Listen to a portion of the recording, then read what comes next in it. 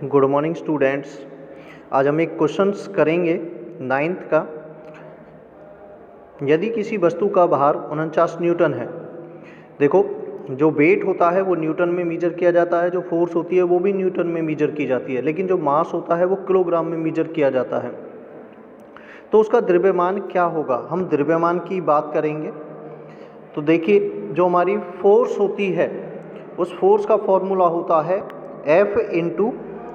F equal में m में, यानी फोर्स इक्वल में मास इंटू एक्सीलेशन, और एक्सीलेशन को मीटर पर सेकंड स्क्वायर में मीजर की ऐसा यूनिट होती है, मास की किलोग्राम में होती है, फोर्स की न्यूटन में होती है।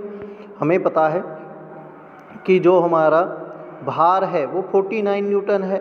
देखिए, हम इसमें एक फॉर्मूला पुट करेंगे जो फोर्स का है, हमें निकालना क्या है, इसमें द्रव्यमान यानी मास निकालना है।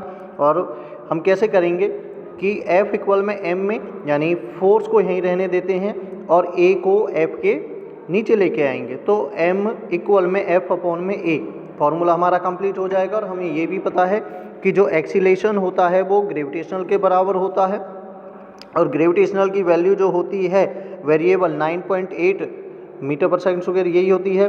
और जो हमारी फोर्स है वो किसके बराबर होती है, देखो यहाँ पर देखिए, फोर्स हमारी वेट के बराबर होती है। तो हमें वेट दे दिया 49, या तो आप इसे फोर्स मान लीजिए या इसे वेट मान लीजिए। तो हम F अपॉन में A, और A किसके बराबर होगा, G के, तो हम लिखेंगे F बटे में G। तो M बराबर में F अपॉन में G, या फिर W यानी वेट अपॉन में G। और वेट की वैल्यू दी है 49 और G की वैल्यू दी है 9.8। दोनों को आपस में डिवाइड कर देंगे तो मास हमारा निकल के आएगा 5 किलोग्राम।